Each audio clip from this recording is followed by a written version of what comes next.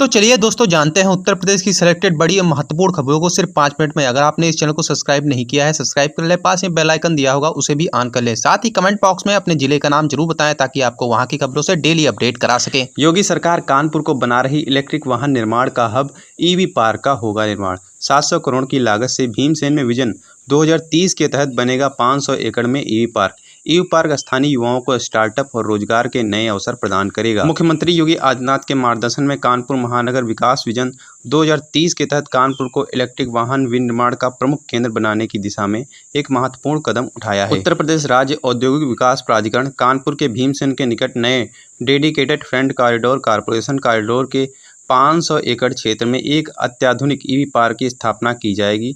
समीक्षा बैठक दौरान विभाग के संबंधित अधिकारियों ने बताया कि इस परियोजना की अनुमानित लागत लगभग 700 करोड़ रुपए है। उन्होंने बताया कि यह परियोजना PPP मॉडल के तहत विकसित की जाएगी, जो कानपुर को इलेक्ट्रिक वाहन उद्योग में अग्रणी बनाने की दिशा में एक मील का पत्थर साबित होगी। पार्क में electric motor, chassis, steel part और लिथियम आयन सेल विनिर्माण इकाइयों की स्थापना की जाएगी।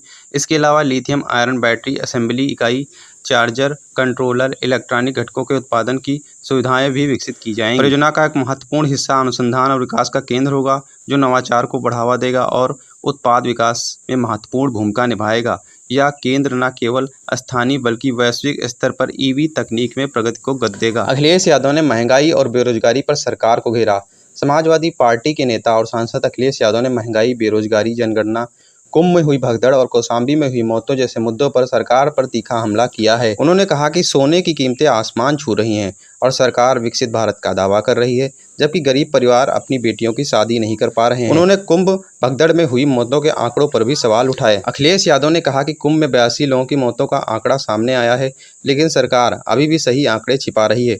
उन्होंने आरोप लगाया कि मरने वालों के परिजनों को नगद सहायता दी जा रही है।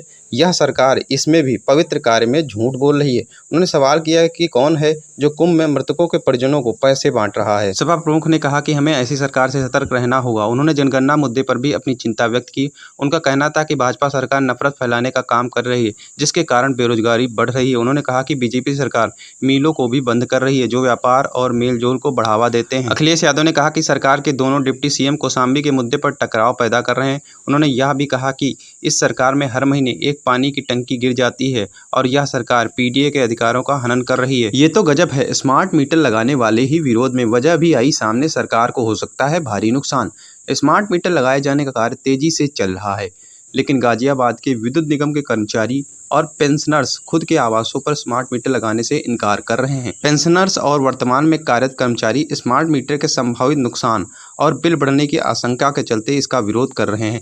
वहीं विद्युत निगम के अधिकारियों का कहना है कि कर्मचारियों के आवासों पर स्मार्ट मीटर लगने से बिजली की खपत का वास्तविक समय में सटीक जानकारी मिल सकेगी। विद्युत निगम के मुताबिक जोन 1 में 1037 और जोन 2 में करीब 414 स्मार्ट मीटर लगाए जाएंगे।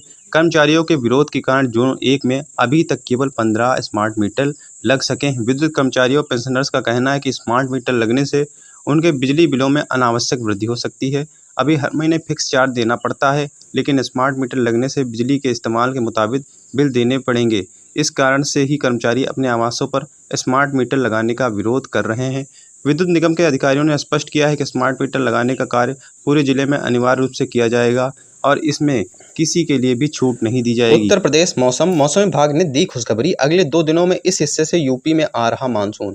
यूपी में मानसून की दस्तक का समय करीब आ गया है। अगले 2 दिनों में मानसून यूपी में प्रवेश कर जाएगा। मौसम मुख्यालय ने मानसून के आमद की संभावित तारीखें साफ कर दी हैं। पूरी यूपी के गोरखपुर में मानसून की पूर्वी शाखा 18 जून को सक्रिय होगी। इसी तरह लखनऊ और कानपुर में 23, बरेली में 24 और आगरा एवं आसपास के जिलों में 27 जून को मानसून सक्रिय होगा। वहीं यूपी के 3 दर्जन से अधिक जिलों में प्री मानसून बारिश ने गर्मी से राहत दिलाई है। वहीं आकाशीय बिजली और भारी बारिश से कई जगह पर तबाही हुई है। बरेली समेत पूरे रुहेलखंड में झमाझम बारिश हुई। बरेली में बारिश ने 12 साल का रिकॉर्ड तोड़ दिया। महज 4 घंटे में 147 मिलीमीटर बारिश हुई। इसके पहले 2013 में एक दिन में 193 मिलीमीटर बारिश हुई थी। बारिश से एक तरफ जहां गर्मी उमस से राहत मिली, वहीं रेलवे ट्रैक पर जलभराव के चलते ट्रेन संचालन प्रभावित रहा। कई बिजली घरों में पानी भरने, तारों पर पेड़ गिरने से 8 से 10 घंटे विद्युत आपूर्ति बाधित रही। पीलीभीत में 24 घंटे में 35 मिलीमीटर, बदायूं में 28 मिलीमीटर बारिश हुई। मंडल में सबसे कम 4 मिलीमीटर बारिश